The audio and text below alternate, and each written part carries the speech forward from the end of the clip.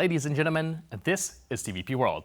I'm your host Benjamin Lee, and welcome aboard the Eastern Express. On this episode, we're looking at Armenia, where the crisis that's brewing is not just political, but spiritual. Yerevan erupts in protests, but the government's fiercest opponent isn't a rival party, it's the church. The line between church and state is eroding faster than support for Prime Minister Nikol Pashinyan.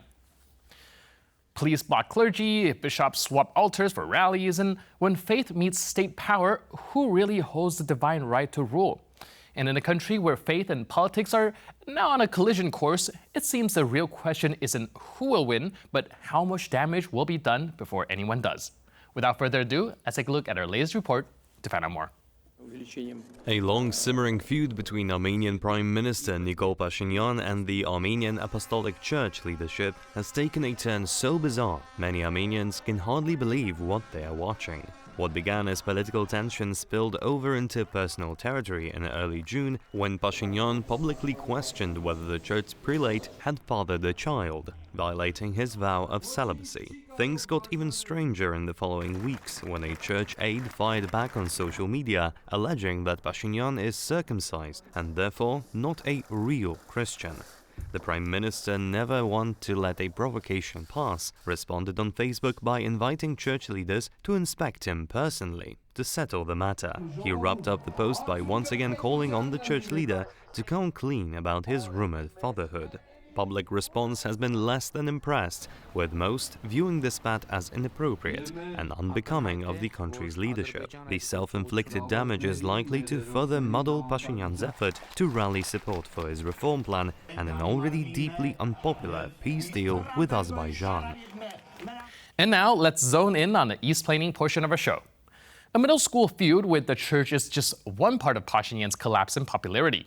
Post-war turmoil and unpopular peace concessions have cast a long shadow over the troubled premiership. Prime Minister Nikol Pashinyan's popularity in Armenia has been on a steady decline, mired in rising political tensions and public unrest. The discontent is driven by growing anger over Pashinyan's push for a peace deal with Azerbaijan.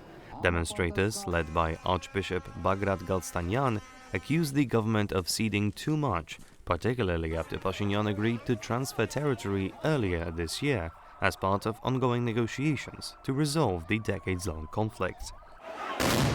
In June last year, clashes near the National Assembly resulted in dozens of injuries after security forces used stun grenades to disperse demonstrators opposing the deal. Pashinyan has insisted on the peace process and signaled intent to leave the Russian-led Collective Security Treaty Organization following Azerbaijan's 2023 military takeover of Nagorno-Karabakh. However, many Armenians remain skeptical of the peace treaty, further aggravated by Azerbaijan's call for constitutional changes reflecting new territorial realities. Despite overwhelming backlash, their ruling party has blocked impeachment efforts, leaving the opposition with few paths forward. And now let's take a look at the issue in greater detail. For months now, Armenia has been rocked by protests against the government's efforts to finally delimit and demarcate its border with Azerbaijan, a painstaking process that's been simmering since the Nagorno-Karabakh War ended in 2020. And here's where we're introduced to Archbishop Bagrat Galstanyan, a charismatic church leader who has become the unlikely face of the latest protest wave. Galstanyan's movement, Tavush for the Homeland, has grown from local resistance in Armenia's border regions into a national campaign that openly challenges Pashinyan's authority.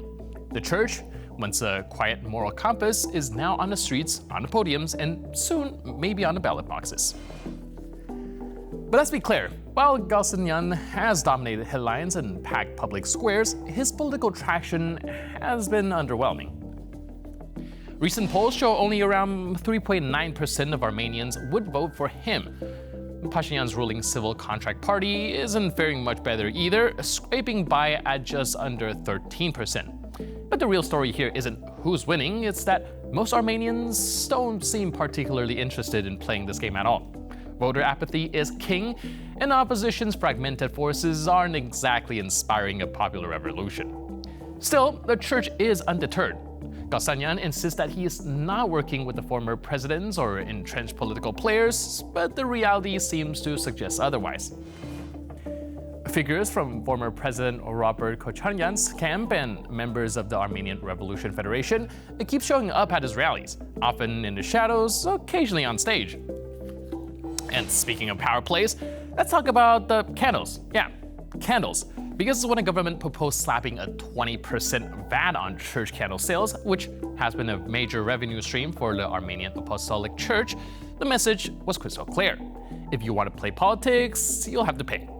Pashinyan's camp, on the other hand, maintains that clergy engaging in anti-state activities should expect political consequences. The church has become a fierce opponent of any normalization with Azerbaijan, setting it directly at odds with Pashinyan's effort to stabilize borders and potentially prevent another war.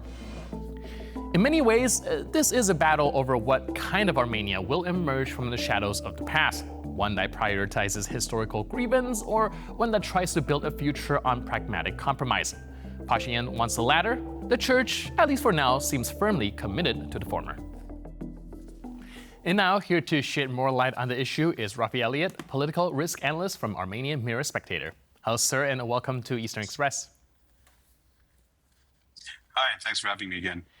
So, Armenian president seems to be butting heads with the church right now. And before we dive into what that means, can you help us understand how we got here in the first place?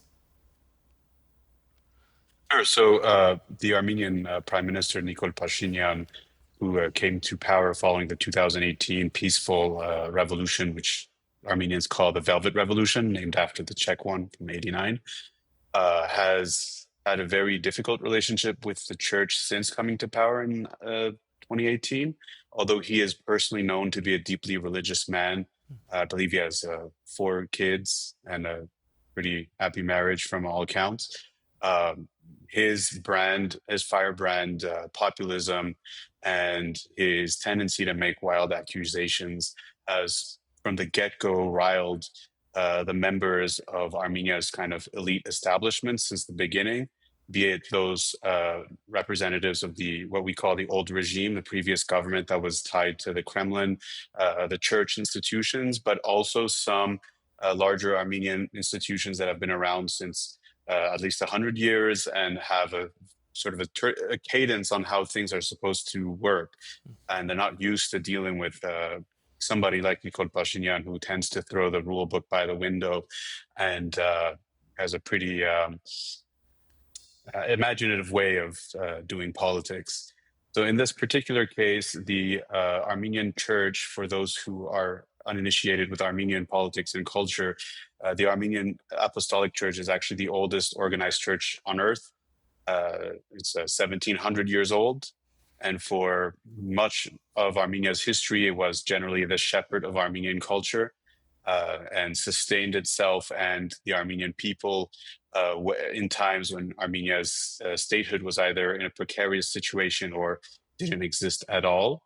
However, during Soviet times, the church continued to exist in Yerevan, but it has been accused of having been compromised by the KGB for a while, and people like the prime minister and his followers tend to bring up that accusation a lot. And since independence, the Armenian church largely stayed out of politics, but it was always speculated that they were well in bed with the previous regime and at least both provided a cover of legitimacy to them and also benefited directly from it. So you had these images of Armenian priests driving around in Bentleys while historic Armenian religious heritage was kind of crumbling due to lack of funding. And many, like at least a third of the Armenian population at the time was living below poverty levels. So this mismatch between the Armenian church's historical and symbolic role towards the Armenian people and the general perception that many in Armenia had for the church is sort of coming to a boiling point. Mm-hmm. Because since 2018, the Armenian church has gone from, especially by the way, since the 2020 war, to the prime minister and his policies, and often openly supporting members of what Armenians call the oligarch class, which were replaced in the 2018 revolution. We already see the prime minister's support sort of dwindling a little bit. Do you think that this move is going to help boost his support, or will it have an opposite effect? So that would be a very interesting question. I'm looking forward to the next round of polling because really it could go either way. I think that there is a large segment of the Armenian population that probably agrees with the prime minister's views on the church. Um, specifically these ideas that it has used the legitimacy of its history and the sacredness of its institution for the higher members of the church hierarchy to enrich themselves and engage in corruption over the years. I think that's a widely understood view of the church amongst Armenians, despite the fact that Armenia is the world's oldest Christian state and Armenians identify very closely with the Christian religion. They are also a very secular country where very few people, for example, go to church on Sundays. So people respect the church as an institution, but separate the man from the institution. So it could go either way. However, the most important point now is that in the last week, the NSS, which is the Armenian National Security Service, has allegedly uncovered a plot which involved the Armenian members of the Armenian church, as well as members of the previous government, and the Kremlin in supposedly organizing destabilizing attacks all across the country. They've raided the homes of several high-ranking clerics, in which they found notes on organizing sabotage teams. They've also found explosives and some firearms, although it's unclear whether that would have been enough to topple the government. It's supposed that the purpose here was really just to create chaos before the 2026 election, assuming, of course, that this is a legitimate investigation. So that is really going to determine how the Armenian public sides on this issue, how legitimate the claim is of this attempted coup. Right, so it does seem like the region is, well, in a region that's already plagued with conflict, this is going to add more kind of mess into the situation. Do you think this is going to also have a wider impact when it comes to Armenia and its kind of position in a more regional sense? Is this conflict going to brew even larger? I don't know that it will have any direct impact on Armenia's regional geopolitics. However, it does play into two factors, one of which is Armenia's continued path toward democratization, which in of itself is a geopolitical strategy in the sense that Armenia is both in terms of domestically democratizing, also siding with the European Union and the Euro-Atlantic integration. To that end, French President Emmanuel Macron last night tweeted in support of the Armenian Prime Minister and hoping that he overcomes challenges to democratization at home, which is understood by many to mean to give legitimacy to the claims that there was such a coup attempt and that the government was able to foil it. So that plays to that angle. But the other aspect of it is Armenia's relationship with its very large and quite influential global diaspora. As some of your viewers will know, there's about 3 million Armenians in Armenia and about 7 million Armenians all across the world, including over 150,000 in Poland. And many of those Armenians draw their Armenian identity very directly from the church's leadership. And so they feel a much stronger connection to the church and might be much less understanding of any criticisms or attack against this ancient institution than people in Armenia would. Of course, it's people in Armenia who vote and not people in the diaspora. So it is likely that the prime minister doesn't really need to pay attention to that, but it nevertheless might continue to widen a rift between the leadership in Armenia and the diaspora structures, which often are older than the country of Armenia itself, have very established leadership structures, and are typically set in their ways. Right, that's actually very interesting that you brought up Macron's statement regarding this situation. But internationally, how is it being perceived? Is there also kind of a left-right divide, or are the kind of European countries relatively kind of unified when it comes to this issue? So it seems as far as Western countries which have voiced any form of by the way, that's my house in the camera for some reason. But instead of, there seems to be a widespread agreement amongst the intelligence services in the West that there must have been some kind of organized attempt. It's kind of interesting too, because the church leadership, many of those who are now under investigation, were on camera at previous occasions stating that they supported the need for a violent regime change, talking about organizational plans. So it's not something that they were hiding, although it is really kind of surprising just how simplistic this plan seems to have been based on the records which have been released. But it does seem that the Western intelligence agencies seem to corroborate the Armenian government's accusation that there was indeed a coup attempt. Russia, on the other hand, has obviously condemned this move and is apparently concerned that the Armenian government is clamping down on freedom of speech.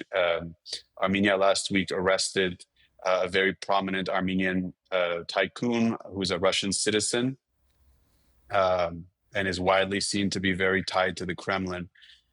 So, of course, the Russian Foreign Ministry announced that they are in touch with him and that they are concerned about further development. So there's not so much a left-right divide on the issue, but an east-west divide.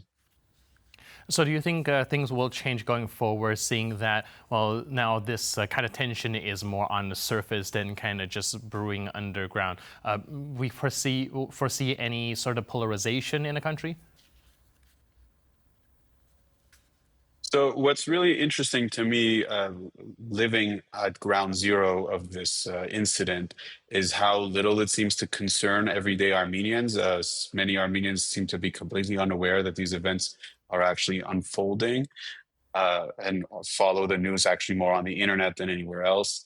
That said, I think this is still unprecedented territory. It's the first time that the Armenian investigative services and the Armenian government are really going after prominent members of the church. The government, of course, has been careful to, as by the way, have members of the church, been careful to say that they are not investigating the church itself as an institution, but they are investigating individuals who happen to be members of the church. It's that way, to preserve the irreverence of the sacred institution of the Armenian Apostolic Church. Though there have been accusations of corruption in the Armenian Church for a long time, preceding Nikol Pashinyan's rise to power. One independent investigation, for instance, found that the Catholicos of the Armenian Church, so our equivalent of the Pope, had a personal Swiss bank account with up to $2 million in it, which he later admitted to having, but claimed that it was for charity, though the account was in his name and not the church. So there are many cases that have at least some backing in fact when it comes to these accusations.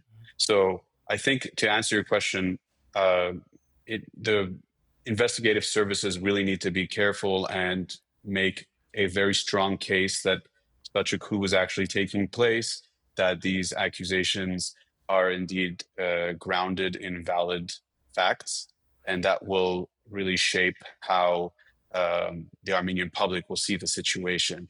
Otherwise, it might lead to more polarization and accusations that the Armenian government is simply trying to shut its critics before an election. Right, so there is a tight balance to walk here.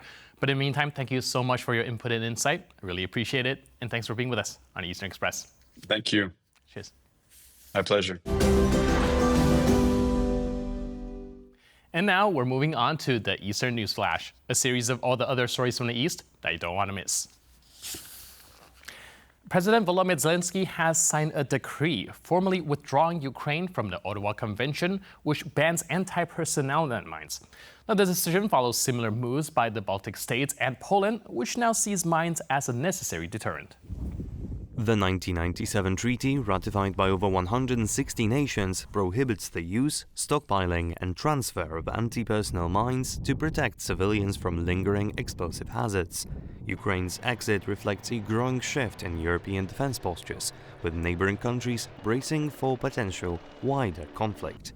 Anti-personnel mines have plagued Ukrainian battlefields since Russia's full-scale invasion in 2022, with vast areas contaminated and frequent casualties among soldiers and civilians. Meanwhile, China and Russia appears to be expanding their cooperation in occupied Crimea, according to a new assessment from the Ukrainian intelligence. Despite Beijing's official stance of neutrality, Chinese companies are reportedly gearing up for big investment projects on the peninsula. Crimean occupation leader Sergei Aksyonov has reached preliminary agreements with Chinese businessmen to develop the Kerch seaport and infrastructure near Lake Donuzhlai, a key Russian naval site. China's State Construction Corporation is among the firms expected to dispatch delegations, with total investment estimated at $10 billion. The Kerch port facilitates so-called grey exports circumventing sanctions, while Donuzhlav hosts naval operations critical to Russia's Black Sea strategy. Though China denies providing arms or personnel, Ukrainian intelligence has long cited evidence of material support and Chinese nationals fighting alongside Russian forces. Things are looking less promising for President Vladimir Putin, who has announced plans to cut Russia's military spending starting in 2026 as the country faces growing economic strain. The move came shortly after his top officials warned the country is teetering on the edge of recession. Vladimir Putin said that the cuts are expected to last 3 years and will depend on how the war in Ukraine unfolds. He also took a jab at NATO's plan to raise defense spending to 5% of GDP, arguing it would mainly serve the interests of the US defense industry. While Western countries prepare to ramp up their military budgets, Putin insists Russia is planning to move in the opposite direction. Meanwhile, Russia is grappling with stubborn inflation, which hit nearly 10% in May, as officials flail to steer the economy toward a soft landing. And that's all on this episode of Eastern Express. But for more news, update, and commentary, please stay tuned to TVP World.